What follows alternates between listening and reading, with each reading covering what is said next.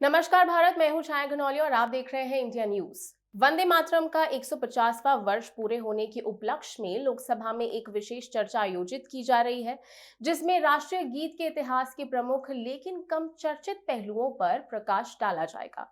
प्रधानमंत्री नरेंद्र मोदी दोपहर 12 बजे चर्चा की शुरुआत उन्होंने की। रक्षा मंत्री राजनाथ सिंह समापन भाषण उन्होंने दिया। पीएम मोदी ने कहा, वंदे मातरम एक मंत्र है, एक नारा है जिसने स्वतंत्रता आंदोलन का ऊर्जा दी, प्रेरणा दी और त्याग और तपस्या का मार्ग दिखाया। ये गर्व की बात है कि हम वंदे मातरम के 150 साल की साक्षी बन रहे हैं। ये एक ऐतिहासिक क्षण है, ये एक ऐसा दौर है जब कई ऐतिहासिक घटनाओं को मिल के पत्थर के रूप में मनाया जा रहा है। हमने हाल ही में अपने संविधान के 75 साल पूरे होने का जश्न मनाया।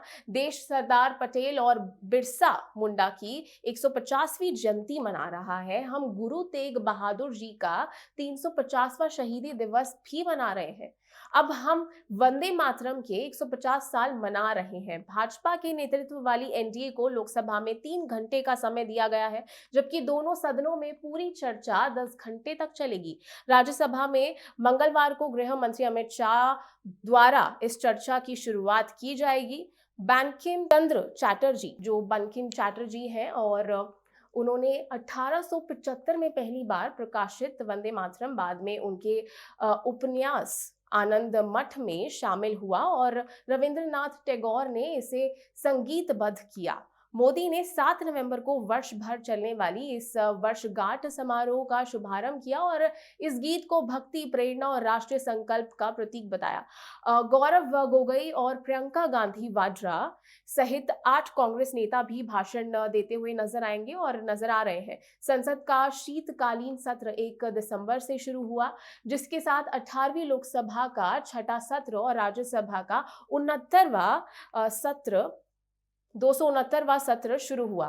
ये सत्र 19 दिसंबर तक चलेगा। हिस्टोरिक डॉक्यूमेंट पर भाजपा सांसद अनुराग ठाकुर ने भी कहा, ऐतिहासिक दस्तावेज जो आने वाली पीढ़ियों को प्रेरित करेगा। प्रधानमंत्री नरेंद्र मोदी का आज लोकसभा में दिया गया भाषण एक ऐतिहासिक दस्तावेज बन गया है जो आने वाली पीढ़ियों को प्रेरित करेगा। वंदे मातरम एक ऊर्जा है, लेकिन कुछ लोगों के लिए ये एक एलर्जी है। जुलाई 2018 में राहुल गांधी ने कहा था कि वंदे मातरम की सिर्फ एक पंक्ति बोलो।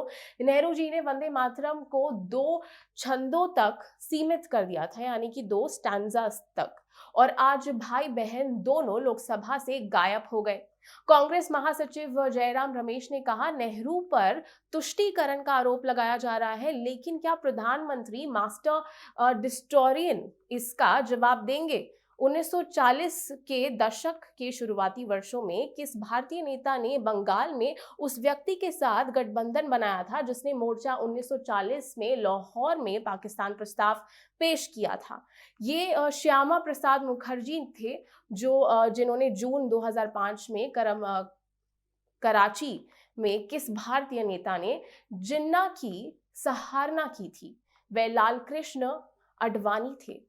किस भारतीय नेता ने अपनी पुस्तक 2009 में जिन्ना की प्रशंसा की थी? वह जसवंत सिंह थे। कांग्रेस सांसद गौरव गोगोई कहते हैं, हम आज भी उसी संविधान की रक्षा कर रहे हैं। भाजपा ने कभी राष्ट्र को समझने की कोशिश ही नहीं की, क्योंकि हमारे राष्ट्र में सभी राज्यों की देशभक्ति एक साथ गुंथी हुई है, तभी हम एक मजबूत राष्ट्र बन गए हैं और बन पाए हैं। हमारे राष्ट्र में कई भाषाएं हैं, कई राज्य हैं, लेकिन राष्ट्रीय ग्रंथ सिर्फ एक है और वह है संविधान। हम आज भी उसी संविधान की रक्षा कर रहे हैं, उन्होंने कहा।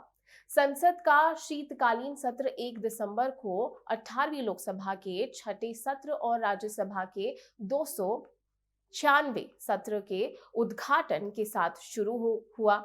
ये सत्र 19 दिसंबर तक चलेगा, यानी कि विंटर सेशन 19 दिसंबर तक चलेगा। प्रधानमंत्री मोदी ने वंदे मातरम पर चर्चा शुरू की है। लोकसभा में कांग्रेस के उपनेता गौरव गोगोई प्रियंका गांधी वाड्रा के साथ वंदे मातरम की 150वीं वर्षगांठ पर चर्चा में भाग लिया। उन्होंने वंदे मातरम पर चर्चा के लिए उपस्थिति अन्य कांग्रेस सांसदों में दीपेंद्र हुड्डा, विमोल और परिणीति शिंदे, प्रशांत पडोले, किरण चमाना रेड्डी और ज्योतिषसना महंत दिखे और शामिल हैं। मंगलवार के सत्र के दौरान विपक्ष के नेता राहुल गांधी के चुनाव सुधारों पर बोलने की उम्मीद है।